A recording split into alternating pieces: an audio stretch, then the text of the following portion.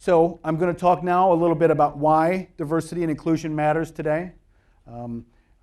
Contrary to what you might have heard, the business case for diversity and inclusion is strong. It is very strong, and it's constantly changing. It's changing because business is changing. And so I'm going to give you kind of the overall framework for understanding the value of diversity to our organizations and to our communities. To get to real specific and detailed business cases, you've got to identify specific investments in specific organizations. But this is kind of the theoretical framework for where we build the business case for diversity. And according to Yoda, who's still one of the sharpest cats in the world, there's 10 things that we need to know about diversity and inclusion and their value to our organizations and our communities. And the first one deals with organizational survival. Contrary to, I think, kind of what we think, organizations don't live very long. Corporations don't have a very long lifespan. If you go back to the mid-1970s and you take a look at the companies that were Fortune 500 companies, which we kind of think live forever, about a third of those companies are not in existence anymore. Companies have a much shorter lifespan than human beings do. Corporate lifespan is about 40, 45 years. A number of years ago, a gentleman by the name of Arie de Geus, who worked for Royal Dutch Shell, started doing some research because Royal Dutch Shell is this huge multinational energy company. And they were starting to think about what's the difference? What makes the difference between organizations that survive a long time and organizations that don't survive very long? And so he looked on a global level and he identified organizations that operated in more than one country and that had been around for 100 years or longer. And it's not a very big list of companies, but he spent quite a bit of time studying those companies to see if there were things that they had in common. And there were things. There's 4 or 5 things that he identified. One of them is this. Organizations that survive, that have long longevity, long survival, have an openness to the outside world, tolerance for the entry of new individuals and ideas, and consequently a manifest ability to learn and adapt to new circumstances, new surroundings, new situations. So, and this might not be the one that convinces your CEO. Your CEO might not be concerned about whether the organization is going to be around for 100 or 150 years, but it starts to give you an idea of what the value is to diversity in all of its forms, bringing in different people and different ideas. It's one of the ways that organizations stay alive. It's one of the ways that communities thrive.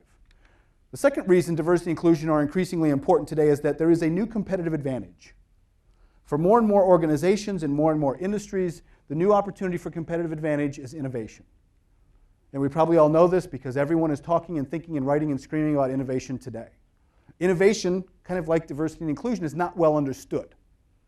We've kind of bought into this idea that a really smart person, maybe kind of eccentric, locks themselves in their office or their garage or their laboratory for a week or a month or a year, and then they stumble out and they've created or invented something or innovated, and that's not really how it happens. Innovation happens at intersections. One of the nice things that we have now is that we actually have a fair amount of research about how innovation happens, and it happens at intersections. It happens when you bring different things together. There's a wonderful book called The Medici Effect by Franz Johansson that is about this, about innovation by bringing difference together, bringing different disciplines together, different industries together, different cultures together, and he takes a look at a number of historical breakthroughs and innovations that part of what drove them was bringing difference together. So again, if you want to be innovative as an organization, you've got to get diversity and inclusion. You've got to be good at finding difference and bringing it together in a healthy, functional way. Another reason why this set of issues is increasingly important is that we are on the front end of an unprecedented generational transition. It's been slowed down a little bit by our economic situation, but it's still going to happen. It's still going to happen. The baby boomers that are the largest generation still in the workforce are getting ready to start leaving the workforce, and that's going to drive a lot of volatility in our organizations.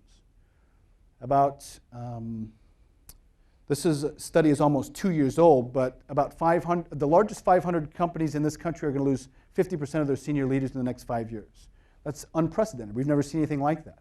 And we don't know what all of the implications of that are, but we know that there's going to be a lot of volatility in leadership. A lot of education and experience and expertise is going to be leaving our organizations. And the baby boomers are different than Gen X, and Gen X is different in Gen Y. And not in the necessarily stereotypical ways that Newsweek and CNN tell us, but in some real evidence-based, research-based ways. There are some significant difference between those generational cohorts. And if we want to successfully navigate this transition, we should probably make sure that we have some understanding of that.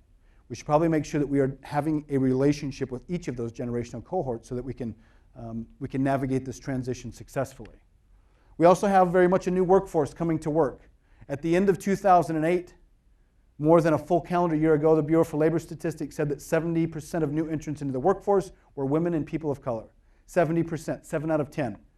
significantly different than the makeup of the overall workforce as it stands today, and significantly, significantly different, if I can say that, significantly squared, but even more different than the leadership of the workforce as it stands today. So we are increasingly in a situation where it is no longer enough to say the right things about diversity and inclusion, as many of our business leaders have gotten good at doing in the past decade.